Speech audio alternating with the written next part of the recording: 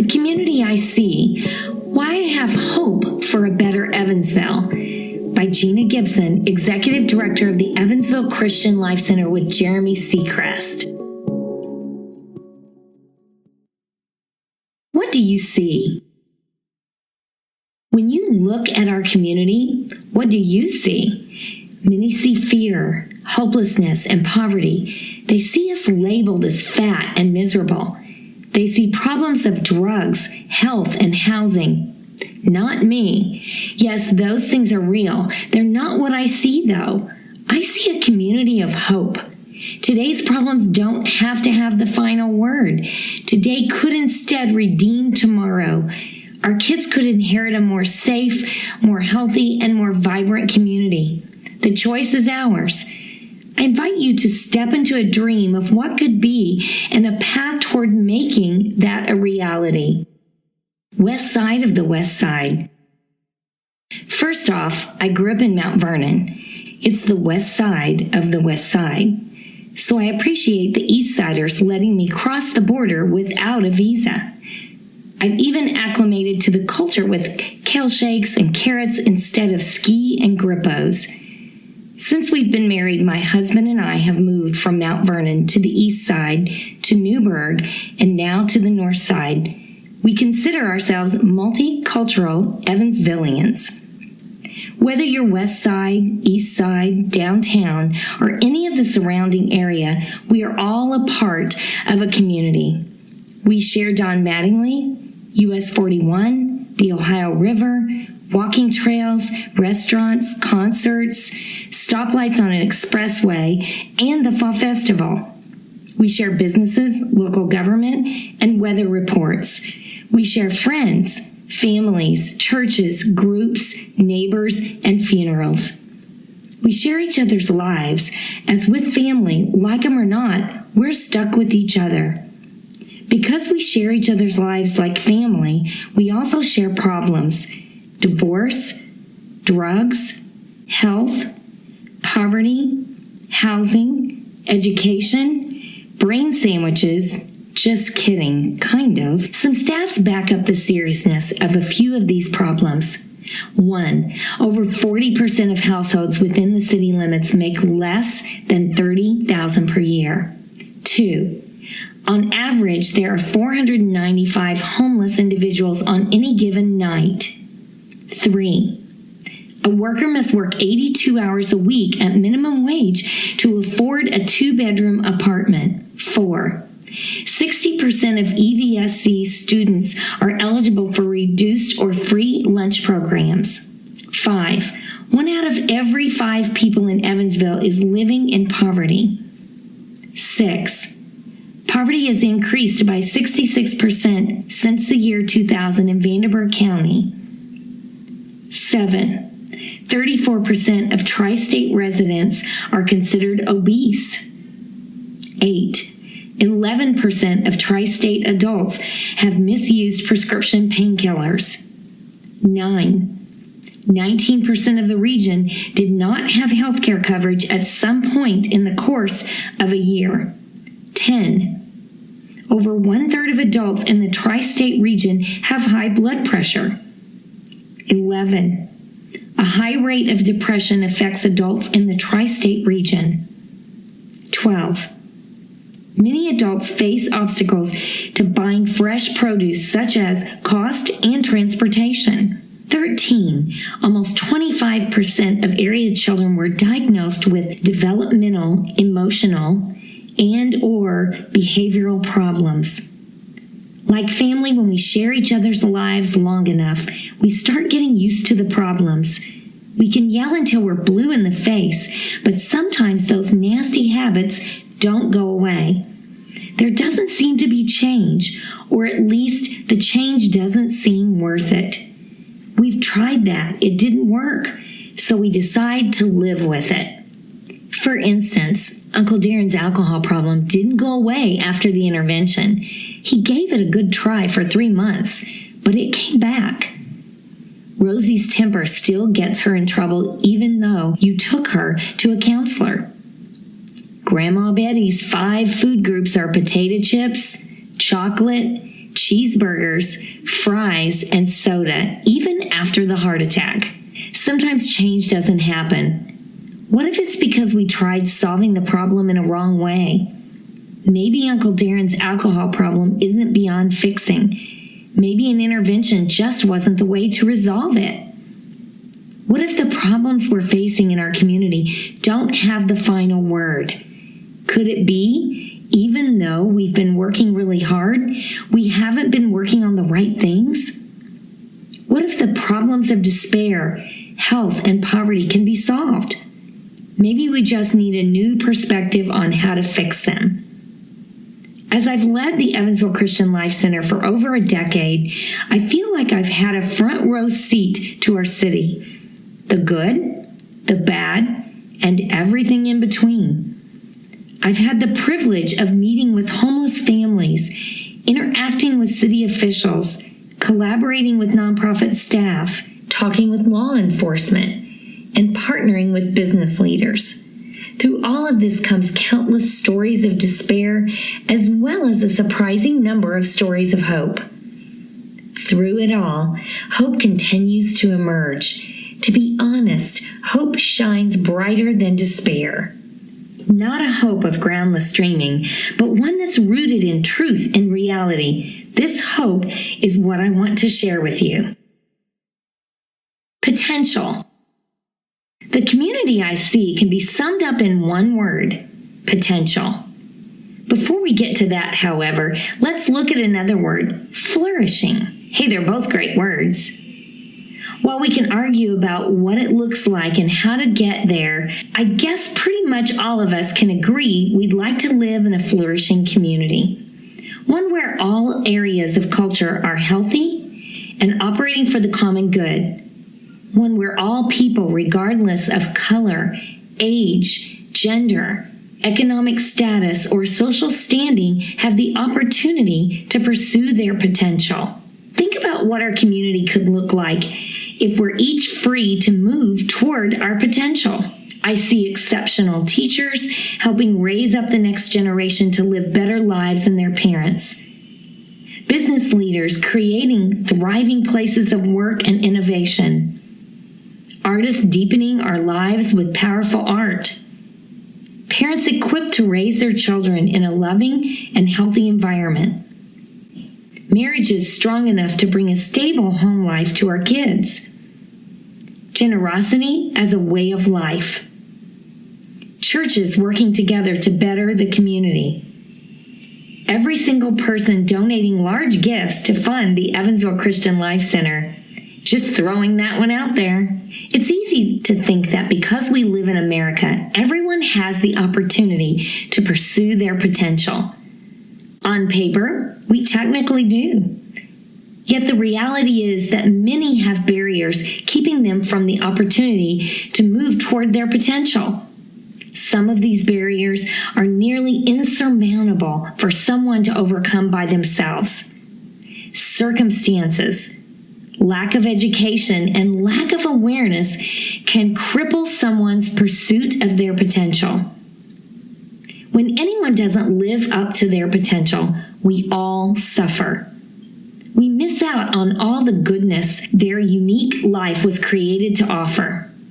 That goodness can be anything from a beautiful smile to an innovative product, to maintaining law and order, to humor, to keeping accurate books. For those of us in the suburbs, it might be hard to grasp, but these barriers exist in our own community. Some of these barriers include generational poverty, relational poverty, situational poverty, lack of access to healthy food, lack of transportation, lack of safe, affordable housing, addiction issues. For those of us without much exposure to the problems of poverty, overcoming these things may seem like a matter of simple logistics. If you can't get to work, get a closer job. Find a cheaper apartment. Take the bus to the grocery store. I'd like to challenge your thinking. Many people in these circumstances are living in a different world than you and me. We may be just a mile away from each other, but the everyday realities of our lives could not be more different. Yet there is still hope for everyone to pursue their potential. Monica. Monica is a single mother of 3. She lived for several years on government assistance, but decided she wanted more for her family. Circumstances seemed to dictate her life up to that point, but they would not dictate her future. Coming from a family in poverty herself, developing a mindset to move forward was difficult enough. It was a completely new outlook and paradigm. Actually, doing the work of moving out of poverty was going to be even harder. However, Monica had grit. "I've had enough," she said. "My family's poverty ends with me." Monica got a job earning minimum wage at a restaurant on the Far East Side. She was excited at this first step. Even though she lived in Jacobsville, her determination drove her to make it work. Each morning would find her up at 4:30 getting breakfast ready for her kids. Then it was out the door by 5:30, walk the kids to her sister's house, and catch the city bus at 5:55. An hour later, she'd step off her final bus where the route ended. She would finish her commute with a half-mile walk to the restaurant. Despite rain, ice, and snow, she made it to work. Her dream of living with her kids in a home she owned drove her forward. Monica wasn't taking no for an answer. She worked hard, did a great job, and was offered a promotion a few months later. Her persistence paid off with a new position and a pay raise. She figured things out with her sister to watch the kids earlier so she could be at the restaurant by 5 a.m. She found she had a knack for leadership and excelled in her position. Things were looking up. However, a few weeks later, she received notice from her Section 8 housing. Because her pay increased, she lost her subsidized housing allowance and her rent increased $400 per month. The increase in pay she received wasn't enough to cover the increase in rent. The promotion actually made Monica financially worse off than before. She was forced to step back to her previous role and despaired on how difficult this climb was actually going to be. "I could get a new job, but I don't yet have the skills for one that pays enough to get off assistance and provide for my kids. I could get a second job, but my kids would be home alone in the evenings because my sister works second shift and I don't have any other options right now. I could go to school online, but I can't afford tuition and taking out a loan puts me even further behind. What do I do?" The pull to slide back into her previous life was ever present, requiring nothing from her but to settle. "It's not where I want to be, but maybe that's my lot in life. It's too hard, too confusing, too stressful. The barriers poverty brings are complex."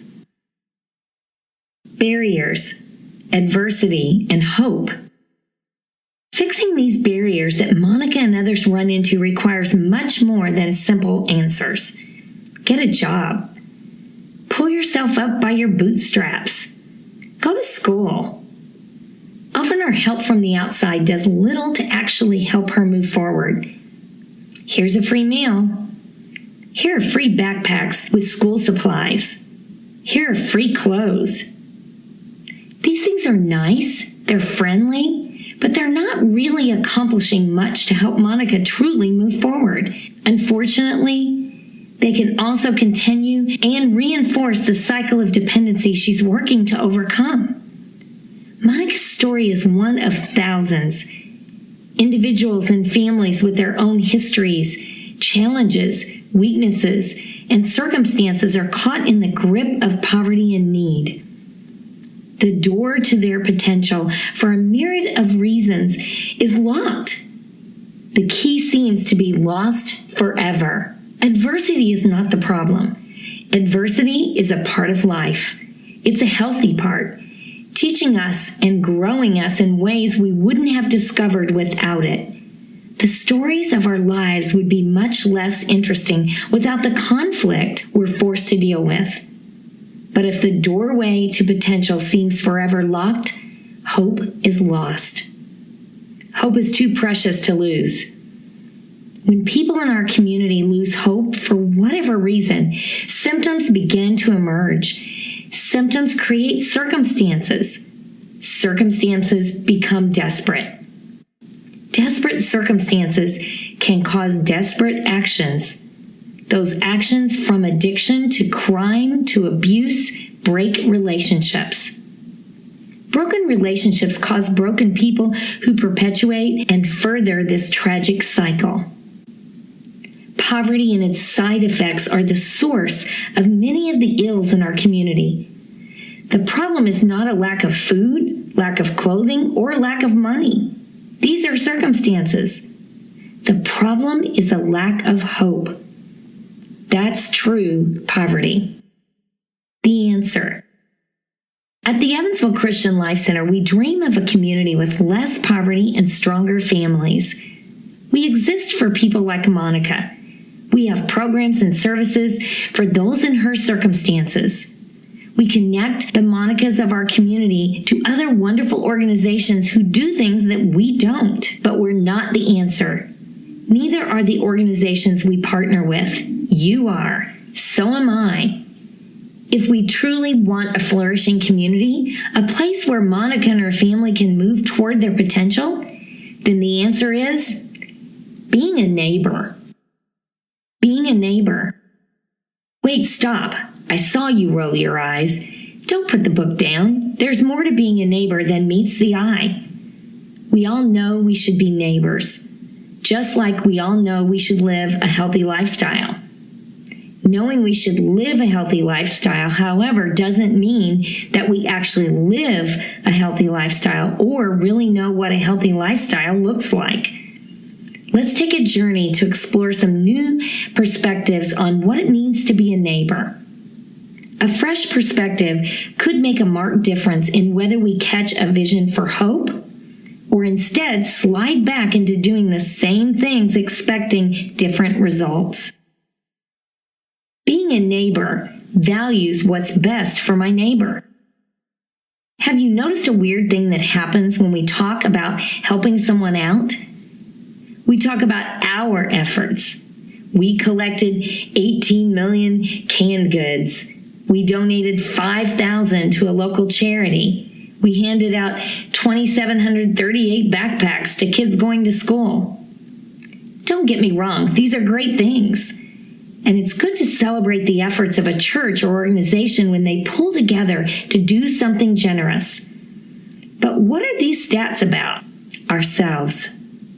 It's really easy for our giving to be about us, whether training our kids, showing our corporate impact, or reaching out as a church. We want to be generous. Generous is good. However, only measuring our own efforts doesn't necessarily lead to results. Let's say I'm a sales rep, and my manager gives me a goal to land 100 accounts. I decide sending out postcards to potential clients is a good way to land those accounts. So I send out 10,000 postcards. That's a lot of postcards. I decide that's not enough, so I spend the rest of my budget to send out 10,000 more. I decide I need to go all out and ask my manager for an increased budget. I then send out 10,000 more. Check it out. I sent out 30,000 postcards. Who cares how many postcards you sent out, Gina? How many accounts have you landed? If my end goal is not results, then it's possible for my work to be a waste. Real generosity isn't about us or how much we give. Real generosity is in how it affects the person who receives it. Real generosity is not about finding a person to receive our gift, but about discovering what that person needs and helping them find that. Beyond that, an even tougher truth to swallow is that some of the ways we give actually hurt those we give to. Not to burst your bubble, but free food and clothing often lead to dependency and enabling of those we serve. backpacks full of food and school supplies puts some children in a potentially vulnerable position in certain families dealing with addictions, criminal activity, etc. Free Christmas toys for a family shame the father, making him feel unable to provide for his kids. I don't mean to sound like a cynic, but this is simply the reality of how nice actions aren't necessarily kind. Guess what? At the Evansville Christian Life Center, we participated in each one of these services in the past. It wasn't out of selfish intent, condescending attitudes, or lack of effort. We simply didn't know. Now we're learning from our mistakes and working to move forward. Being a neighbor is about helping someone move forward. Yes, it's meeting needs when appropriate, like an emergency. But ultimately, it's about helping a person remove barriers that keep them from their potential. So how do we help someone move toward their potential? Fishing. A Chinese proverb says, "You give a poor man a fish, and you feed him for a day. You teach him to fish, and you give him an occupation that will feed him for a lifetime." I actually hate to fish. It's difficult to do in high heels, and would rather play golf. But the principle of that Chinese proverb remains. At the Evansville Christian Life Center, we usually say it like this: a hand up, not a handout. People struggling in poverty want the same thing we do, a flourishing community. They also have skills, insights, and relationships to bring to the team. Think about it. If you were in these circumstances, how would you want to be helped? To have a rich person come in to do everything for you? To create a relationship where you were continually dependent on that person for your needs? Of course not. You'd want a partner, someone to work beside you as you move yourself forward, a coach, not a hero. One of our services at the Evansville Christian Life Center is called the GAIN Initiative. This is a community of both participants and partners working together to overcome poverty, both individually and as a community. One of the things I love about visiting the GAIN Initiative is that it's often hard to determine who's a participant and who is a partner. They're aimed at the same goal, fighting poverty. They also both provide value as they work together to fight poverty. Participants need partners to help them pull themselves out of whatever situation they're in. Let's be honest, we're all in need. I've yet to meet an upper or middle class person who didn't have emotional, relational, spiritual, or even financial problems. We need to get over ourselves and admit we're all human. We're all in need, and we also all have value to offer this world. Understanding this moves us out of superhero syndrome, where we swoop down to rescue someone, and into simply being neighbors who help each other out, give and take. Once we can do that, we can begin to value what's best for our neighbor and work with them to discover and find that themselves.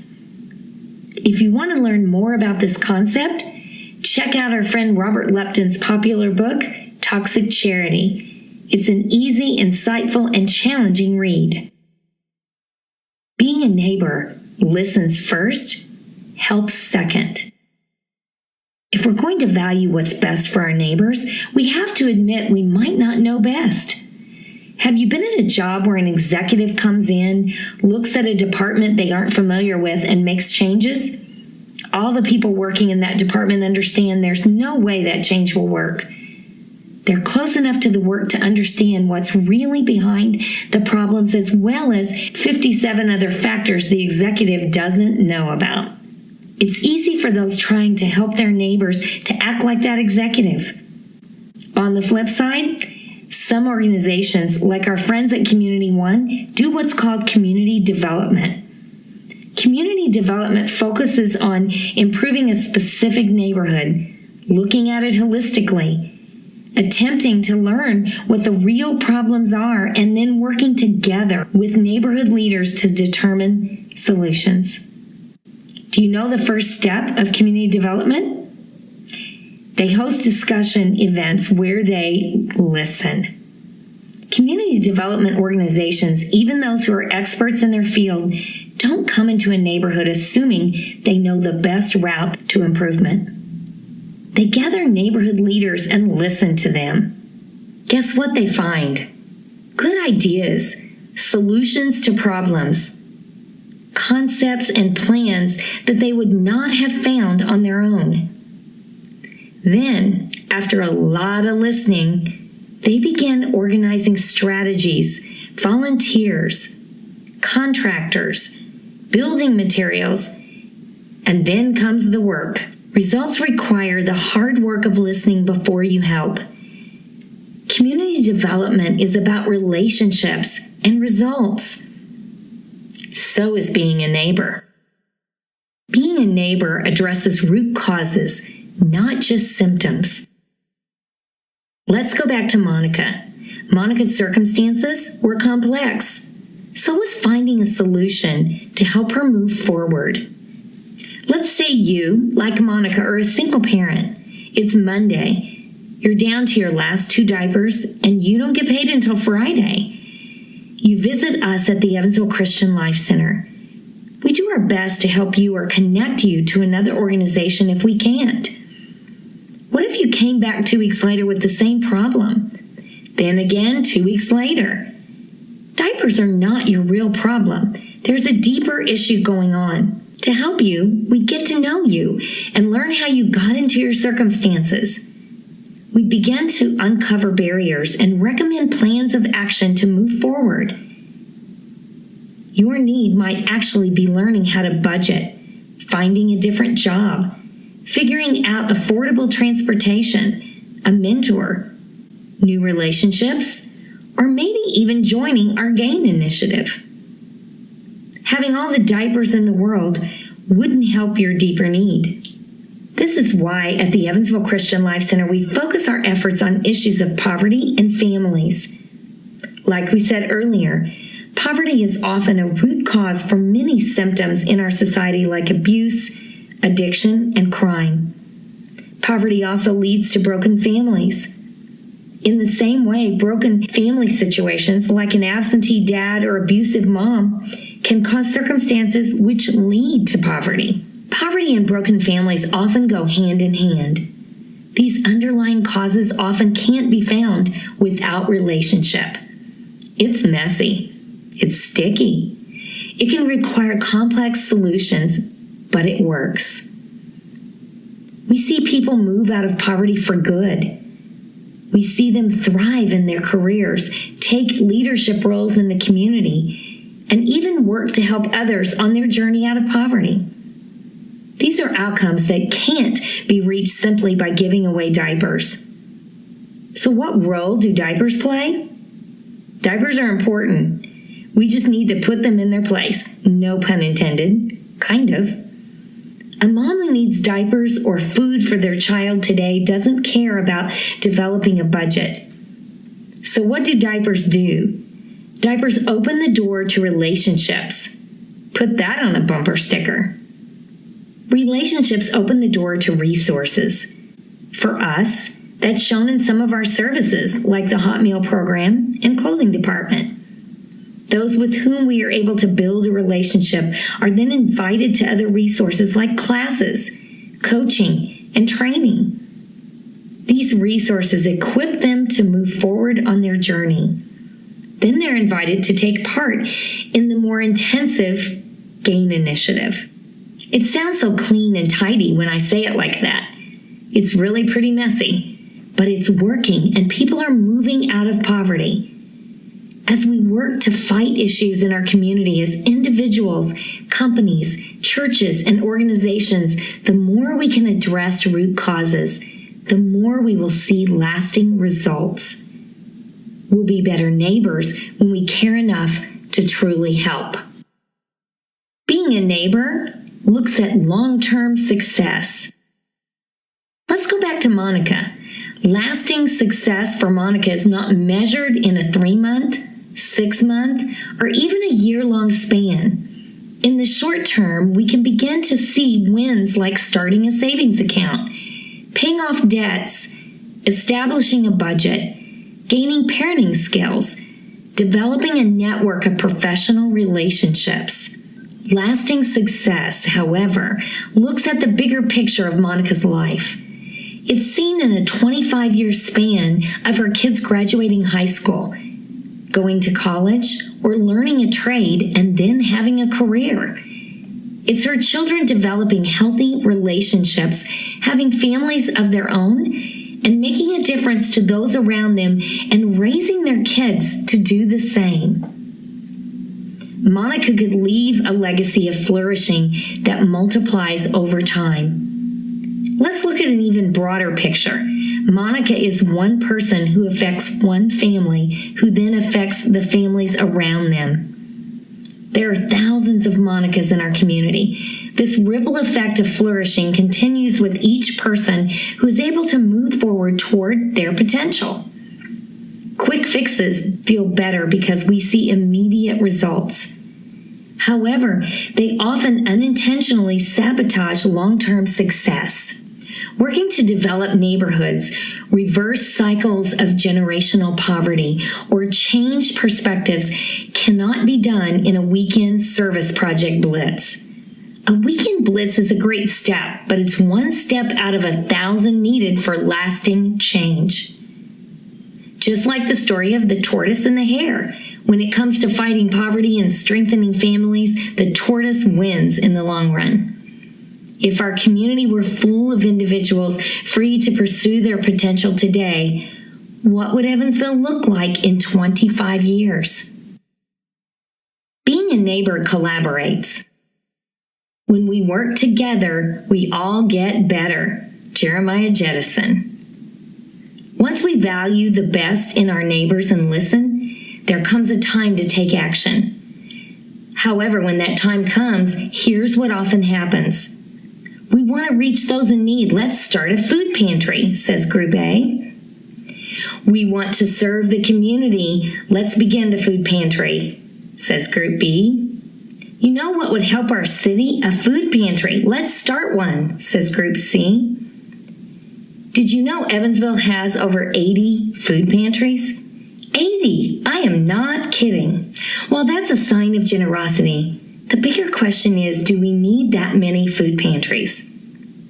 Would it have made more sense for them to have partnered with an existing food pantry instead of starting their own? Would it make sense for some of them to merge? Would it make sense for some of them to close and do something else? I mean no disrespect and have no room to judge. We had a food pantry for 30 years until we replaced it recently with a food co-op. The question isn't about food pantries. The question is, when we are compelled to work on an issue like hunger, why do we feel the need to start something ourselves? Why don't we instead first partner with someone who already does that work? Did you know the Evansville area has literally hundreds of nonprofits working on social issues? At the Evansville Christian Life Center, we partner with over 160. From job skills training to sex trafficking to at-risk youth programs, there is a tremendous amount of fantastic work being done. These organizations have experience, relationships, and knowledge in dealing with the issues they address. They also need the support of volunteers and donors to further their work. For some reason, almost no one seems to be aware that they exist.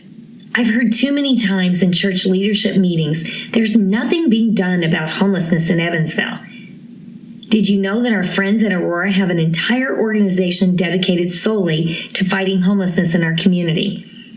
Did you know that there's a city-county commission on homelessness? Did you know hundreds of people and organizations come together each spring for an event called Vandenberg Homeless Connect?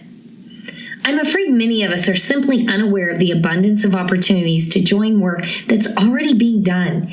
We need to do our homework before jumping in. How do you learn about these places? Contact United Way. Contact us at the Evansville Christian Life Center. Ask nonprofit staff members in town. They most likely know how to connect you. That being said, I do understand why churches and other organizations start their own thing. It's much simpler. You can do it according to your own values. You can get it up and running quickly. You can set the rules. You can work with your friends. But what is the goal? If it's measuring our efforts like we talked about earlier, then it works better. If, however, our goal is valuing what's best for our neighbors and making a difference in the issue we're tackling, then maybe we should pause before starting something ourselves. We can often make a bigger difference by partnering with others. What if, as we meet on an outreach or missions committee, our goal isn't about what we give, but the results it will create?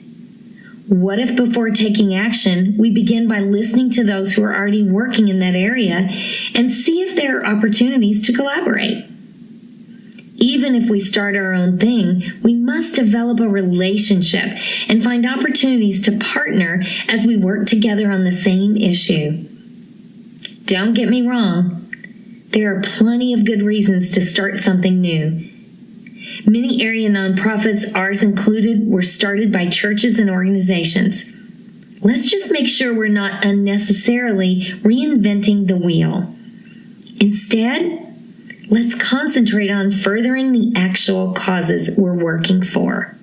I understand everyone else's agenda isn't ours, but what if we set aside a part of our agenda to help others with theirs? What if the issue we're trying to fight is more important than our metrics? It's more important than our PR. It's more important than if everyone on the team agrees with our theological distinctives. In our overly sensitive society, we seem to search out reasons to be offended by someone else and withdraw from them. Maybe that's part of the problem. What if there's an incredible opportunity for us to sacrifice a little of our own preferences, organizational distinctives, or programs to create a better whole community? What if we join someone else's project instead of inviting them to ours? What if we help them work on it instead of just affirming it? What if we discover collaboration is a part of being a neighbor? It may bring up arguments. It may bring up differences of opinion. It may bring up frustration, just like any other relationship. It's simply the give and take of neighbors. What if the process of going through the hard work yields more understanding, more empathy, more respect, deeper relationships, and ultimately a better community? I think that's worth it. Being a neighbor frees people toward their unique potential. Walk down Franklin Street at any evening at the Fall Festival and look at the incredible diversity of people.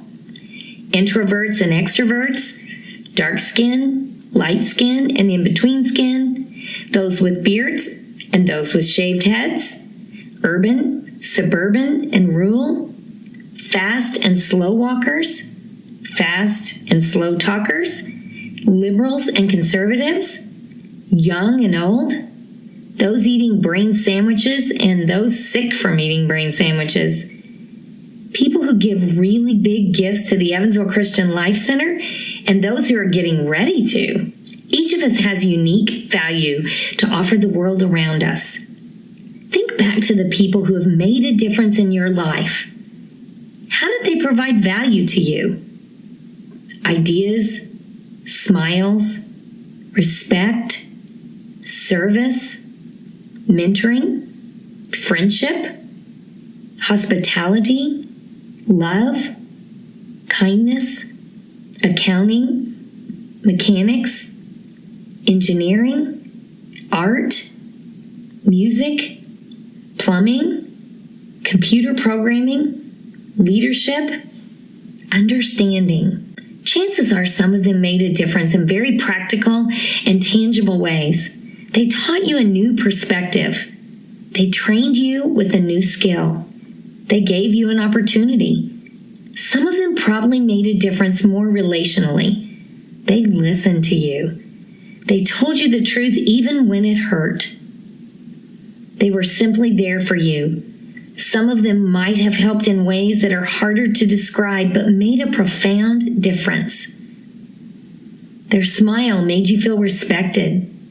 Their compliment changed the course of a tough day. Their example inspired you to reach further. To grasp this concept gives new meaning to the value we can each provide. It's easy to slip into the pattern of our culture and define worth or value by simplistic things like financial success, ability to produce, or sexual attractiveness. There is a higher way. To move far beyond Evansville, many in our community have taken trips to East Asia through our friends at Uncharted. They go there to serve orphans in one of the poorest areas of the world. You know what's odd about that? Those who go to serve orphans come back saying they received more than they gave. Those children who only have a couple of outfits to their name have value and worth to offer the very people who go to serve them. That sounds like neighbors who happen to live halfway across the world. Think about value in a broader context. We talked earlier about the importance of everyone pursuing their potential. Understanding the value each person has to offer helps us understand what that potential looks like. Someone living out their potential can be an incredibly unique thing. It probably doesn't look like you or me. When we have a more holistic understanding of the value of each person, then we begin to understand why it's so vital that each person in our community has the opportunity to pursue his or her potential. We need everyone's contribution. Whether that contribution is giving a smile, discovering the cure for cancer, or being present, we need every person. When someone is not free to pursue their potential, we all lose. Now let's take that one step further. As a follower of Jesus, I look to the Bible as God's revealed word to us. In those scriptures, we see over and over again the concept that all human beings are made by the Creator with equal and inestimable worth. We are each created in the image of God. His worth is living in our skin by the simple fact that we are human.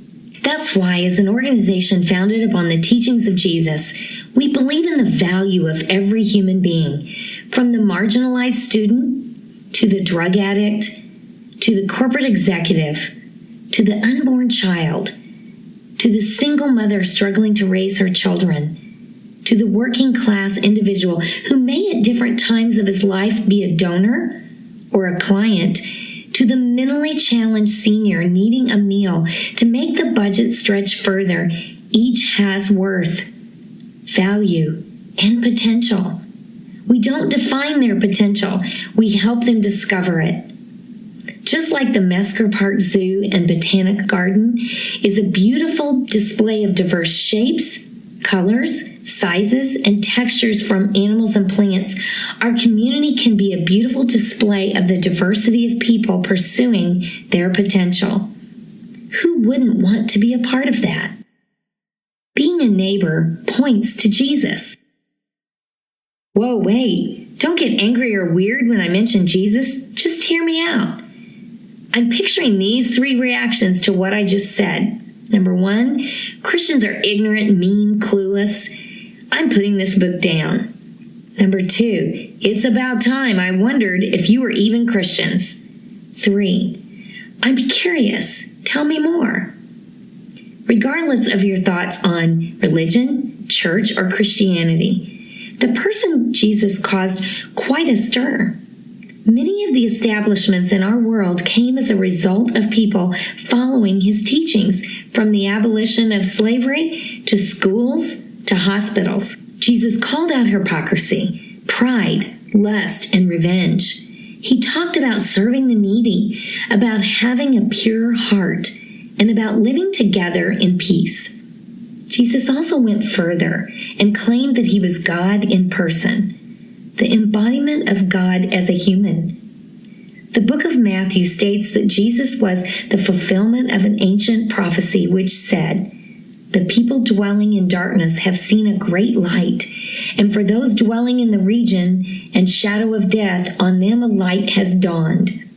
Matthew 4:16. Jesus offered a new way of life from what they had previously known, changing from selfishness to love, from external practices to purity of heart, from laws to relationship. He turned their existing way of thinking upside down and in some ways told them those things which they had thought brought them life did not. He then said, I am the way, the truth, and the life. John 14:6. Jesus said an interesting phrase, the kingdom of heaven is at hand. Matthew 4:17.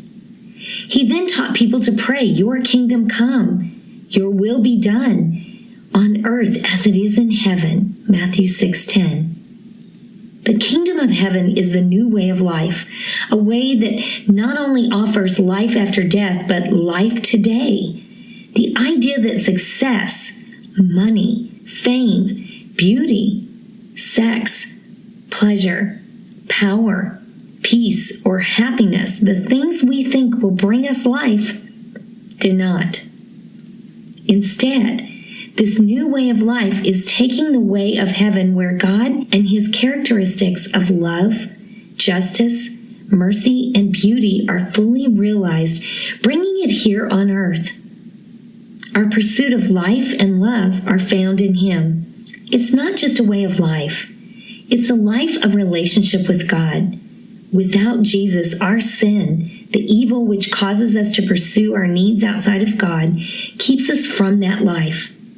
Jesus opened the door to that life through his death, burial, and resurrection from the dead. He conquered sin and death and made payment for our sin and offers an open door to the kingdom of heaven. Death and evil do not have the final word.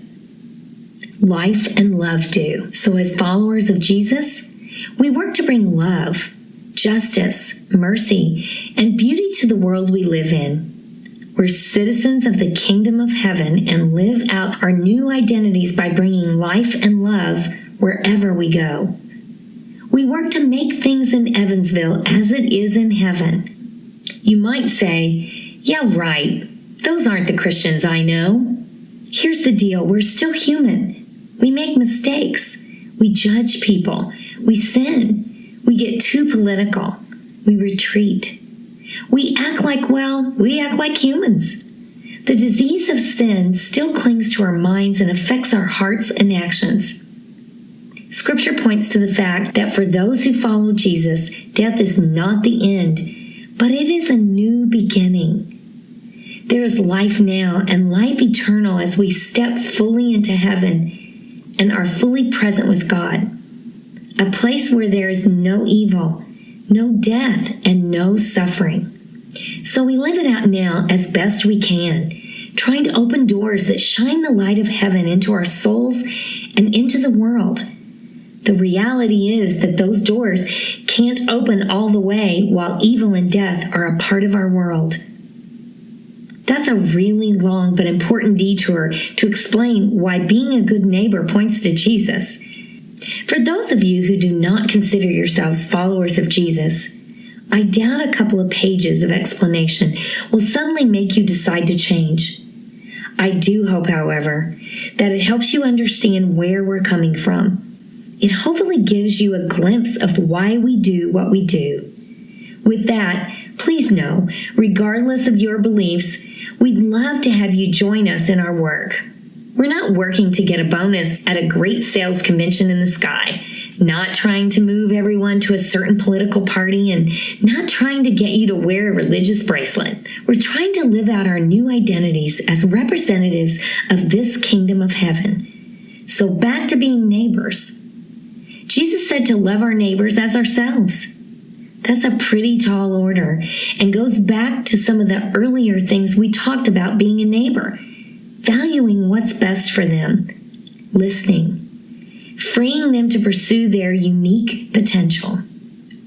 Jesus also said that everyone we come in contact with is our neighbor, even our enemies, even West Siders and East Siders. So at the Evansville Christian Life Center, our programs are centered around love, justice, mercy, and beauty. We want to bring those things to our neighbors. It's how and why we love. Our programs from the food co-op to the health clinic to the GAIN initiative are designed to help people remove barriers that keep them from their potential. From clients to volunteers to staff to board members to donors, we hope that Jesus is seen, shown, and known. We consider ourselves a small community of peers, all trying to help restore people from need to potential in Christ. If what we believe is true, and we have so many evidences that it is, we simply can't be authentic neighbors without pointing to Jesus. Being a neighbor leads to flourishing. Earlier, we talked about flourishing. This idea of flourishing actually comes from a term used in the Bible, shalom. It's a word Jews use to greet each other. It means wholeness, perfection, prosperity, and peace. Some people sum this up in the word flourishing. Through this word, we see God's original design for creation, harmony, beauty, provision, relationship. Yet because of evil within and without, humans broke this flourishing and relationship with God. Evil and death destroyed this shalom and opened the door to pain, heartache, death, abuse, addiction, war, crime, and all things that stand in contrast to God's original design. Our design is still for shalom, so we work toward flourishing in our homes, our neighborhoods, and our cities. However imperfectly, we work toward making our businesses, relationships, churches, governments, schools, nonprofits, families, and neighborhoods flourish. This flourishing is far richer than a simplistic American dream vision of prosperity where we all live in big houses, drive nice cars, and don't have any problems. It's a more honest and human vision of prospering. It's a vision where the qualities of the kingdom of heaven come more clearly into view. As long as evil and death are on the earth, shalom won't be fully seen. That, however, doesn't keep us from working toward establishing as much of it as possible here on earth. It's who we are. It's what we do. In Evansville as it is in heaven. Action leads to hope. When people begin to take action, flourishing begins to take root.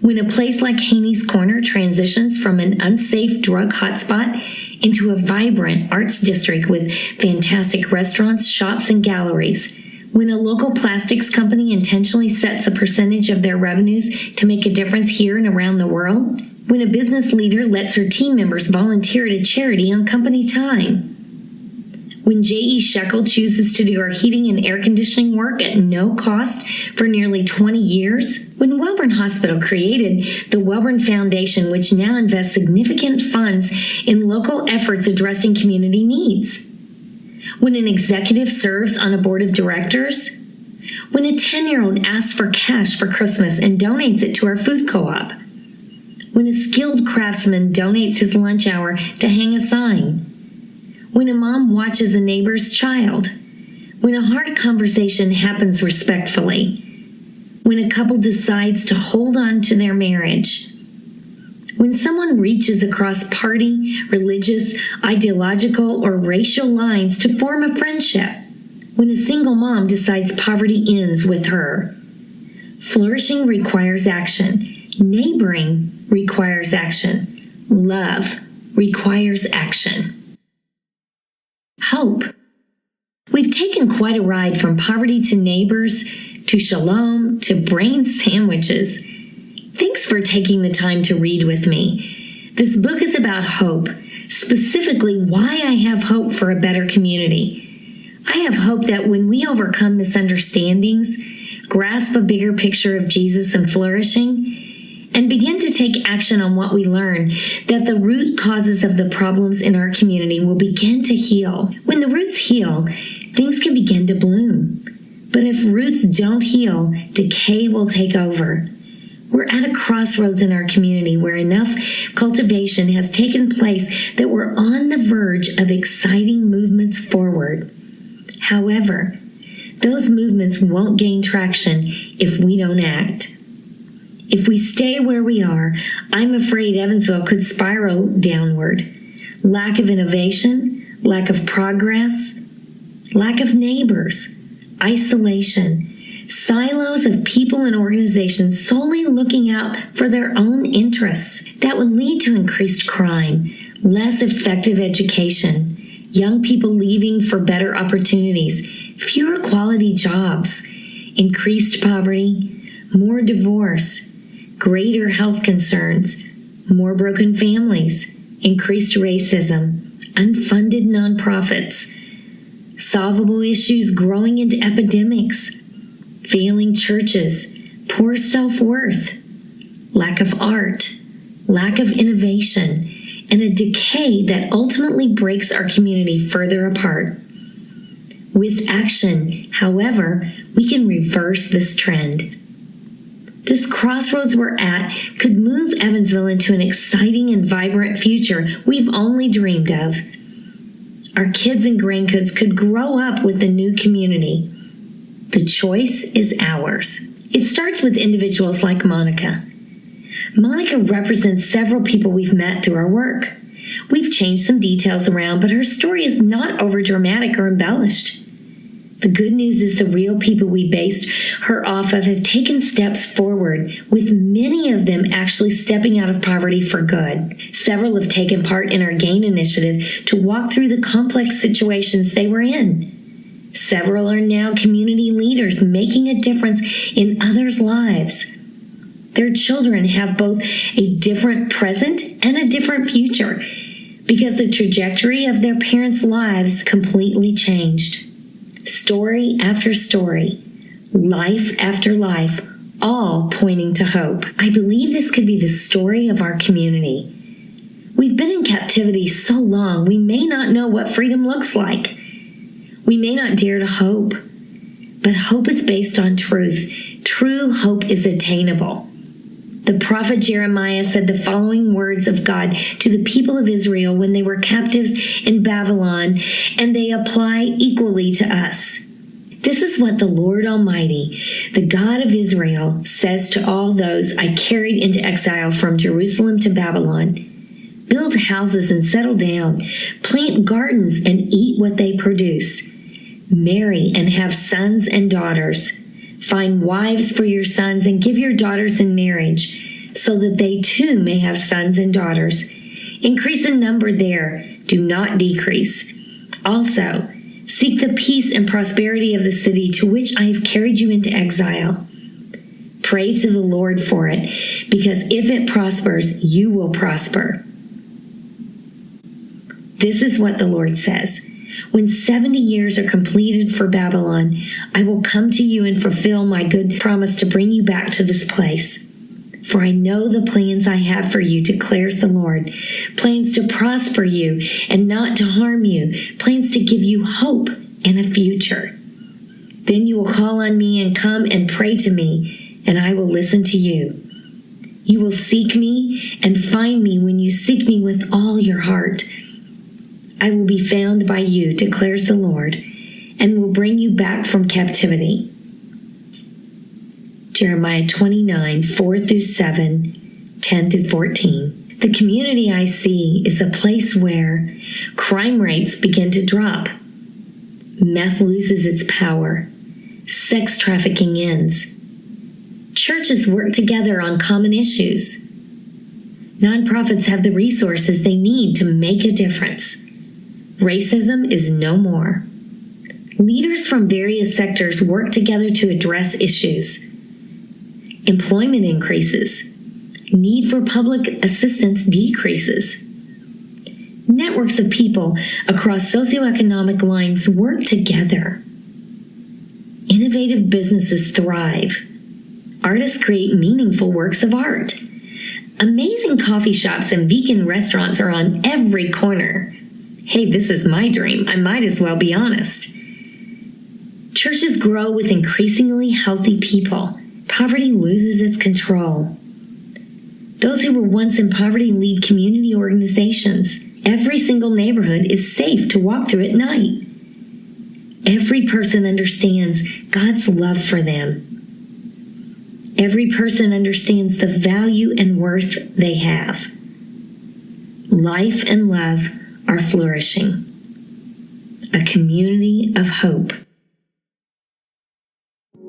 Thanks for listening to this audiobook. A great way to learn more about the Evansville Christian Life Center is by joining us in a tour. I'd love to take you on that tour, and you can schedule that at restoringpeople.com/tour.